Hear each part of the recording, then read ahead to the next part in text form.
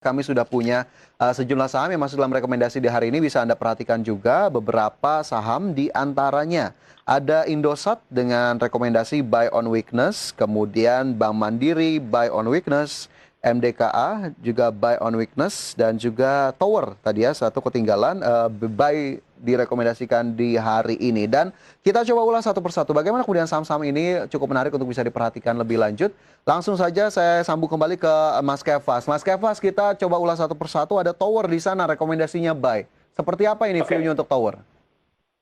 Oke, untuk Tower secara teknikal pergerakannya memang masih bergerak dalam fase uptrend ya, dan sejak kemarin itu udah mulai rebound. Jadi menurut saya ini boleh diikuti sih pergerakannya, karena pergerakannya masih uptrend. Padahal IHSG kan juga lagi downtrend ya, atau cenderung sideways ke downtrend.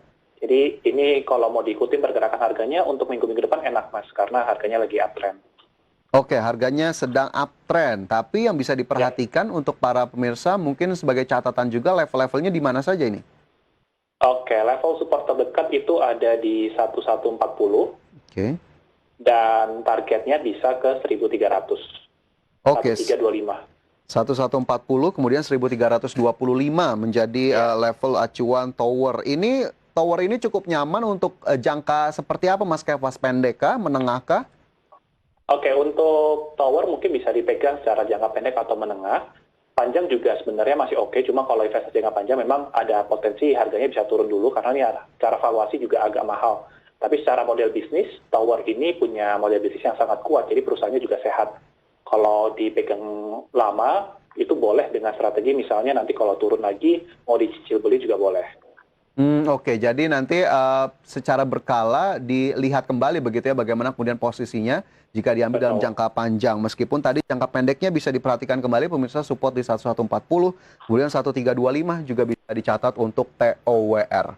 Dari TOWR, ini ada saham berikutnya yang juga sepertinya cukup menarik dari sektor telekomunikasi, sudah merilis laporan keuangan di kuartal 1 2021, ada Indosat di sana. Rekomendasi yang Ya, disematkan adalah buy on weakness, Mas Kefas. oke. Kenapa kemudian ISAT menjadi salah satu rekomendasi? Hari ini juga baru rilis laporan keuangan ya, atau kemarin gitu ya. Jadi ternyata pendapatannya juga meningkat, jadi kinerjanya membaik. Direspon pasar juga dari kemarin sudah mulai mengalami penguatan kembali, sudah rebound ya. Jadi strateginya ini sebenarnya ada dua.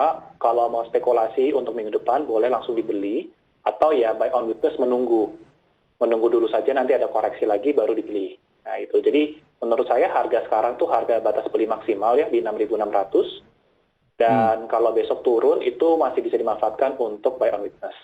Nah, Oke. Turunnya ke batas ya turunnya ke level berapa lagi penurunannya Mas Kefas? untuk target penurunan terdekatnya mungkin di level 6.300, Oke. tapi itu sorry maksud saya, tapi tetap perhatikan level 5.800-nya. Itu yang jadi kuncinya. Kalau sampai tertembus berarti arahnya udah nggak uptrend gitu. Jadi arahnya bisa naik, tapi kalau nggak turun di bawah 5.800 itu harus di-cut dulu menurut saya. Oke. Tapi jika sudah punya posisi di ISAT di kondisi atau level-level saat ini, apakah sudah cukup oke untuk Kalau dilakukan penambahan atau? Kalau sudah punya ISAT boleh ditahan, mau ditambah boleh. Menurut saya level 6.600 batas maksimalnya aja untuk ideal belinya ya. Karena targetnya sendiri sampai di 7.300. Oke, Dan 7.000. target optimisnya bisa 8.200. 8.200 target optimis, 6.600 menjadi batas beli untuk ISAT. Tapi melihat Ya, rilisnya masih cukup positif berarti ya? masih cukup positif ya, pendapatannya juga meningkat 15%-an ya. Oke, dan ini juga dari rilis membaik dari kerugian di kuartal 1 2020 ataupun di tahun sebelumnya. Itu ISAT Ya, tadi langsung dari Mas Kefas, ada Tower dan juga ISAT. Sementara tadi ada BMRI, sebetulnya sudah diulas tadi, tapi sedikit saja boleh. BMRI, Mas oke. Kefas, silakan. Ya, BMRI saya ulang sedikit ya untuk level supportnya itu 5.600. Hmm. Arah terdekatnya kita mencoba menguji level 6.275. Oke, baik itu untuk BMRI. Pemirsa jika tadi ingin lebih panjang sedikit, silakan saja untuk direview kembali tadi BMRI di segmen sebelumnya. Kemudian ada MDKA di sini. Lagi-lagi ini juga sudah merilis laporan keuangan di kuartal 1 2021. Buy on weakness disematkan untuk MDKA. Apa yang menarik dari emiten satu ini? Kalau saya lihat sentimen untuk mungkin 1-2 bulan ke depan sih Mas ya. Jadi memang buy on weakness juga ya, kalau ada pelemahan bisa diperhatikan untuk mencicil beli, karena saya perhatikan di tengah dengan kondisi yang cukup tidak jelas ya ekonominya seperti apa gitu ya, dengan aset-aset lain juga pada bertumbangan, justru komoditas emas tuh harganya sudah mulai merangkak naik lagi.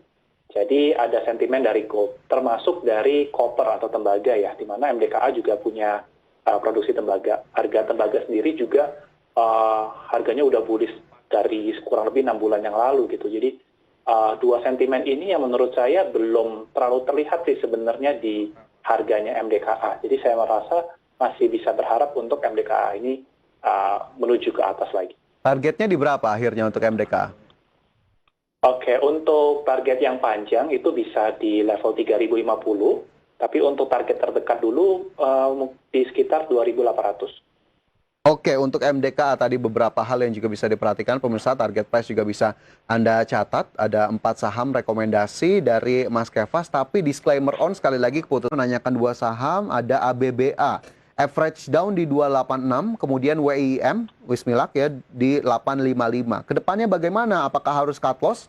Dari ABBA terlebih dahulu, Mas Kefas, silakan.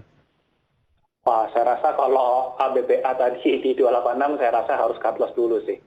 Ya, jadi kalau memang mau spekulasi, yang penting sih disiplin ya. Kalau saya bisa bagi tips gitu ke teman-teman para investor atau trading gitu. Apalagi untuk saham ABAB di 286 itu kan harga yang memang tinggi sekali gitu ya. Jadi kalau memberanikan diri untuk beli, harus memberanikan diri untuk jual terlebih dahulu kalau harganya berbalik arah. Nah sebenarnya kalau ABA sendiri memang masih bergerak dalam fase uptrend. Sekarang di posisi level supportnya nih di area 200 sampai 218 nih area support. Kita belum tahu ya minggu depan akan seperti apa, diharapkan bisa naik lagi. Tapi kalau sampai tertembus ke bawah di level turun di bawah level 200, saya rasa sih mending cut loss dulu aja. Gitu, daripada nanti keseret sampai bawah. Tapi arahnya masih oke, karena ini salah satu saham yang juga ada corporate action-nya. Jadi memang nih ada alasan untuk naik. Tapi kalau sampai turun ya harus hati-hati, harus siap-siap juga. Oke, sekali lagi disiplin, siap-siap, cut loss silakan saja dilakukan untuk ABBA, untuk Pak Andriawan. Satu lagi Wismilak, sepertinya nanti kita sambung usai jeda, Mas Kefas. Pemirsa pastikan Anda masih bersama kami segera kembali.